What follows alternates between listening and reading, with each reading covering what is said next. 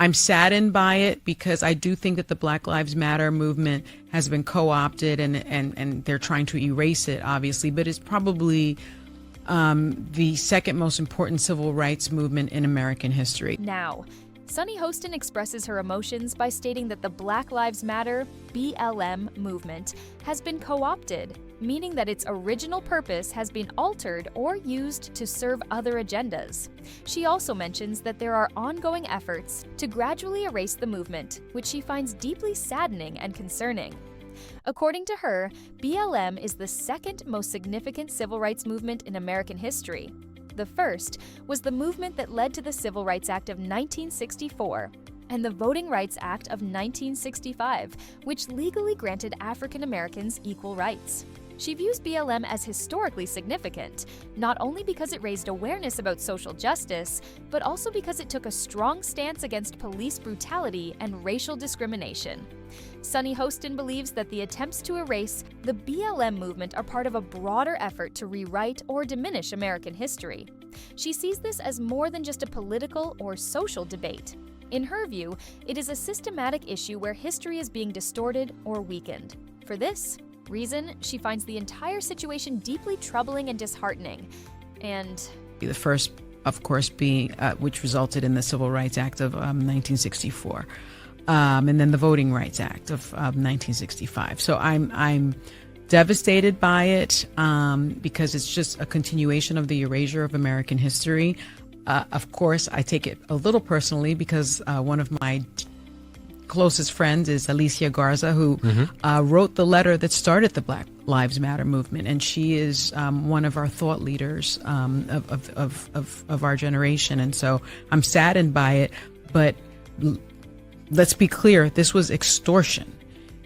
Take it down or lose federal funding. Right. And now, Sunny Hostin shares a personal connection to the Black Lives Matter BLM movement, making the issue even more significant for her. She reveals that one of her closest friends, Alicia Garza, was instrumental in the birth of BLM as she wrote the letter that ignited the movement. Hostin describes Garza as one of the most influential thought leaders of their generation, someone who has shaped the conversation around racial justice and civil rights in modern America. Because of this deep personal connection, Hostin takes the situation to heart and feels a profound sense of sadness over the ongoing efforts to diminish or erase BLM's impact. However, beyond her emotional response, she also adopts a firm and critical stance. She describes the situation as outright extortion, pointing out that the demand to take down the movement was accompanied by a serious threat: either comply or lose federal funding. In her view, this is not just an ideological disagreement or a political maneuver, it is a deliberate act of coercion designed to weaken a powerful movement for justice. She sees it as yet another example of how institutions use their influence to suppress voices advocating for equality and Black Lives Matter Plaza will be renamed and the mural removed after a Republican bill threatening city funding targeted the street art. The mural was unveiled in June 2020 when Washington Mayor Mural renamed the street leading to the White House Black Lives Matter Plaza. It was created in the wake of anti-racism protests following the murder of George Floyd, a black man who died after a white officer knelt on his neck for several minutes. At the time, Trump was very critical of the mayor's decisions. Now, the Black Lives Matter Plaza is set to be renamed, and its iconic mural will be removed following pressure from a Republican-backed bill that threatened to cut city funding. This move is seen as a direct response to political pressure, aimed at erasing a powerful symbol of the racial justice movement. The mural was originally unveiled in June 2020, when Washington, D.C. Mayor Muriel Bowser took the bold step of renaming the street leading to the White House as Black Lives Matter Plaza. This decision was made in the wake of nationwide anti-racism protests that erupted after the tragic murder of George Floyd. Floyd, a black man, lost his life when a white police officer knelt on his neck for several minutes, sparking outrage and calls for justice across the country. At the time, then-President Donald Trump was openly critical of Mayor Bowser's decision, seeing it as an act of defiance against his administration. Now, with the threat of financial repercussions looming over the city, the symbolic landmark that once stood as a tribute to the fight against racial injustice is being erased. This move raises concerns about how political influence can be used. to suppress historical moments of resistance and activism. And this month, the third-term mayor said the plaza will be redesigned as part of a new mural project after threats by Republicans to cut transportation funding if the plaza wasn't renamed. She said the mural inspired millions, but now they can't afford to be distracted by meaningless congressional interference. now, this month, Washington, D.C. Mayor Muriel Bowser, now in her third term, announced that Black Lives Matter Plaza would be redesigned as part of a new mural project. This decision comes after intense political pressure from Republicans, who threatened to cut transportation funding if the plaza was not renamed. Mayor Bowser acknowledged the impact of the original mural, stating that it had inspired millions across the country. However, she also emphasized that the city could no longer afford to be distracted by what she described as meaningless congressional interference. Her statement suggests that, while the mural held deep symbolic value, the ongoing political battle over its existence was becoming an obstacle to the city's ability to function and secure necessary resources. This development reflects the broader tensions between activism and political power, raising questions about how symbols of resistance are often challenged or erased when they conflict with government interests. And we know that with half of the department being fired today, that the services that our students and our parents rely on that come directly from the federal government will be interrupted, will be eliminated.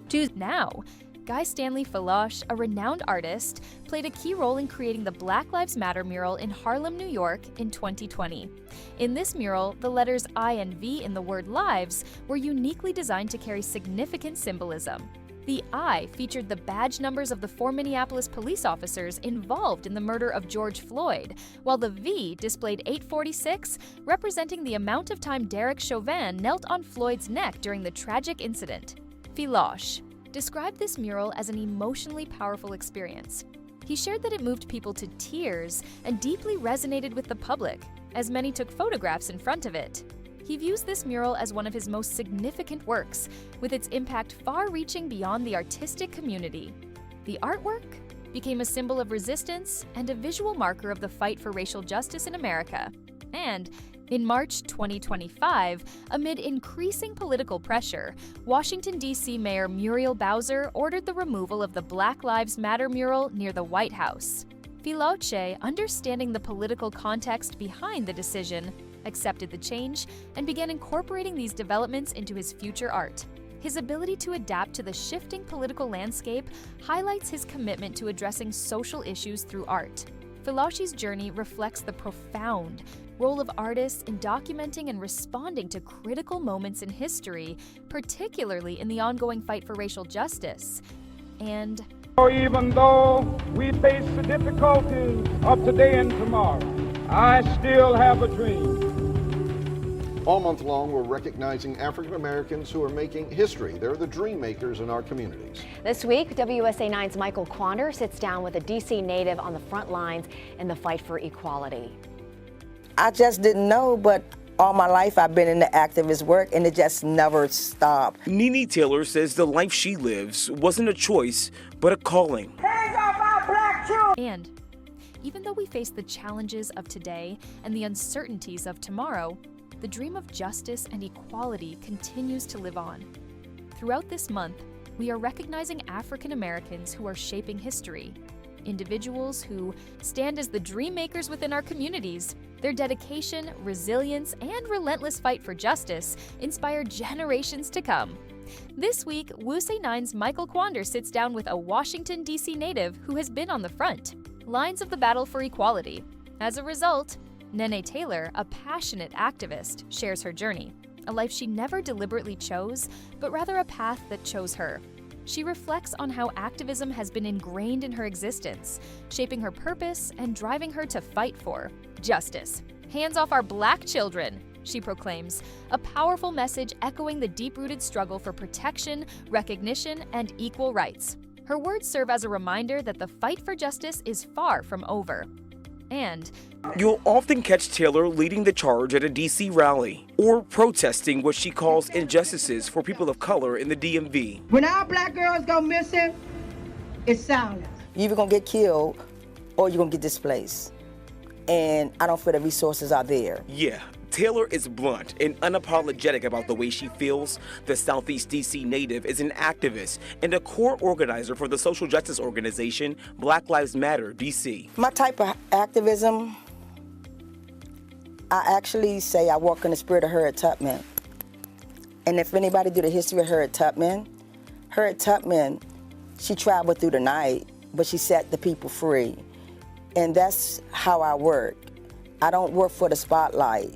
I walk behind the scene. And you'll often find Nene Taylor at the forefront of protests in Washington, D.C., passionately leading rallies and standing against what she describes as ongoing injustices faced by people of color in the DMV area. As a result, Taylor speaks out about the systemic neglect of Black communities, particularly when it comes to missing Black girls. When our Black girls go missing, it's silence. She says, you either get killed or you get displaced. And I don't feel the resources are there. Her frustration is clear. She sees the lack of attention and support as a direct failure of the system, leaving vulnerable individuals without protection. Blunt, unapologetic, and deeply committed to her cause, Taylor has made activism her life's mission. As a Southeast DC native, she serves as a core organizer for Black Lives Matter DC, using her voice and actions to push for change. My type of activism, she explains, I actually say I walk in the spirit of Harriet Tubman. And if anybody knows, the history of Harriet Tubman, she traveled through the night, but she set the people free. And that's how I work. I don't work for the spotlight, I walk behind the scenes. Taylor's approach reflects a legacy of resistance, one that values action over recognition and justice over personal gain. She remains steadfast in her belief that real change comes not from seeking attention, but from doing the necessary work, no matter how difficult or unseen. And I organize behind the scenes, but you're going to see the changes that I'm making. Mama shouldn't be in cages because they can't afford a $50 bill. Taylor is currently focused on criminal justice reform, ensuring African Americans are not further displaced by gentrification in the district, and ensuring life is better for future generations. I know for a fact I would not see the work and see this, but I sow the seeds for my future generation. I have a child, and maybe his children can benefit from the work that I do today. And that's why Nene Taylor is a Black History Dreammaker in Northwest DC. I still believe in the dream, and I'm gonna keep the dream alive. Michael Quander, WUSA 9. And Nene Taylor says that she always works behind the scenes, but the impact of her efforts is clearly visible. I work from behind, but everyone will see the changes I am making. Her mission is not just limited to protests. She is actively working on criminal justice reform, fighting against gentrification, and striving for a better future for the African American community.